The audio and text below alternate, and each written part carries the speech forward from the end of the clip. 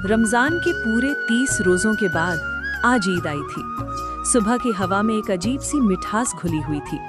पेड़ों की पत्तियां जैसे मुस्कुरा रही थी, खेतों में हरियाली कुछ ज्यादा ही चमक रही थी और आसमान ऐसा साफ था जैसे किसी ने उसे धोकर नया कर दिया हो। सूरज भी आज कुछ अलग ही लग रहा था, जैसे वो खुद इस खुशी में शामिल हो गया हो और पूरी दुनिया को ईद की मुबारकबाद दे रहा हो। गांव में चारों तरफ हलचल थी। कोई अपने कुर्ते में बटन लगा रहा था, कोई जूते नरम करने में लगा था। बच्चे इधर उधर दौड़ रहे थे, मानो आज उनके पैरों को थकान छू भी नहीं सकती। लेकिन इन सब के बीच एक छोटा सा बच्चा था, हामिद। 4 साल का दुबला पतला मासूम चेहरा, नंगे पांव, सिर पर पुरानी फीकी टोपी, मगर आंखों में इतनी चमक जैसे उसके पास दुनिया की सबसे बड़ी दौलत हो। उसके अब्बा इस दुनिया में नहीं थे। पिछले साल बीमारी ने उन्हें छीन लिया था। उसकी अम्मी भी धीरे धीरे एक दिन इस दुनिया से चली गईं, बिना कुछ कहे, बिना किसी को बताए। अब हामिद के पास सिर्फ उसकी बूढ़ी दादी अमीना थी और अमीना के पास बस हामिद। गरीबी उनके घर की हकीकत थी, लेकिन हामिद के दिल में उम्मीदों की कोई कमी नहीं थी। वो सोचता था, अब्बा जान दूर गए हैं, ढेर सारे पैसे लाएंगे और अम्मी अल्लाह मियाँ के घर से मेरे लिए ढेर सारी मिठाइयाँ लाएंगी। उसे क्या पता, ये सब सिर्फ उसकी मासूम कल्पनाएं थी। गांव के सारे बच्चे अपने अपने बड़ों के साथ ईदगाह जा रहे थे। हामिद भी उनके साथ चल पड़ा। रास्ता लंबा था, लेकिन बच्चों के लिए हर मोड़ एक नई कहानी था। कभी वे बड़े बड़े बागों को देखकर हैरान होते, कभी शहर की ऊंची इमारतों को देखकर बातें बनाते। ये अदालत है, ये बड़ा मदरसा है, और वो देखो क्लब घर, वहाँ जादू होता है। बच्चों की बातें कभी मासूमियत से भरी होती तो कभी कल्पना से।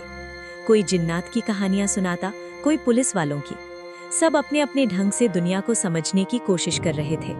हामिद भी उनके साथ हंस रहा था, बातें कर रहा था, लेकिन उसके मन के किसी कोने में एक खालीपन था जिसे सिर्फ वो खुद महसूस कर सकता था। जब वे ईदगाह पहुंचे तो वहां का नजारा देखने लायक था। हजारों लोग एक साथ खड़े थे, सबके कपड़े अलग, चेहरे अलग, लेकिन दिल एक। कोई अमीर था, कोई गरीब, लेकिन उस पल सब बराबर थे। जब सबने एक साथ झुककर सजदा किया तो ऐसा लगा जैसे इंसानियत खुद अपने रब के सामने सिर झुका रही हो। हामिद भी उस भीड़ में खड़ा था, छोटा सा बच्चा, लेकिन उसके दिल में उतनी ही सच्चाई थी जितनी किसी बड़े इंसान में। नमाज के बाद सब मेला देखने गए। चारों तरफ रंग बिरंगी दुकानें थीं, खिलौनों की, मिठाइयों की, झूलों की। बच्चे खुशी से पागल हो रहे थे। महमूद ने सिपाही खरीदा, बंदूक वाला। मोहसिन ने भिश्ती, पानी भरने वाला। नूरी ने वकील, बड़ा समझदार दिखने वाला। सब अपने अपने खिलौनों में खो गए। हामिद भी सब देख रहा था। उसका मन भी ललचा रहा था, लेकिन उसके पास सिर्फ 3 पैसे थे। तभी उसकी नजर एक दुकान पर पड़ी, जहां लोहे के बर्तन और औजार रखे थे। वहां एक चिमटा रखा था। अचानक उसे याद आया, दादी जब रोटियां बनाती हैं तो उनके हाथ जल जाते हैं। उसके छोटे से दिल में एक विचार आया, अगर मैं ये चिमटा ले जाऊं तो दादी के हाथ कभी नहीं जलेंगे। उसने अपने 3 पैसे उसी चिमटे पर खर्च कर दिए। जब वो अपने दोस्तों के पास लौटा तो सब हंस पड़े, लेकिन हामिद ने सिर ऊंचा करके कहा। उसकी बातों में आत्मविश्वास था, क्योंकि उसने सिर्फ एक चीज नहीं खरीदी थी, उसने अपने प्यार को खरीदा था।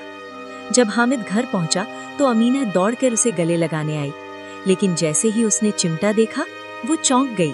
ये क्या लाया तू? कुछ खाया भी नहीं और ये उठा लाया? तुम्हारे हाथ जल जाते थे ना, इसलिए ले आया। बस इतना सुनना था कि अमीना की आंखों से आंसू बहने लगे। उसका दिल भर आया।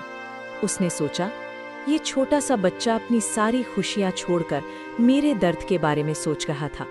वो रोने लगी, लेकिन वो दुख के आंसू नहीं थे, वो गर्व, प्यार और ममता के आंसू थे। उस दिन हामिद ने कोई खिलौना नहीं खरीदा, लेकिन उसने जो खरीदा वो सबसे अनमोल था। एक छोटा सा चिमटा, जो एक बच्चे के दिल में छुपे सबसे बड़े प्यार का प्रतीक बन गया। कभी-कभी सबसे छोटी चीजें ही सबसे बड़ी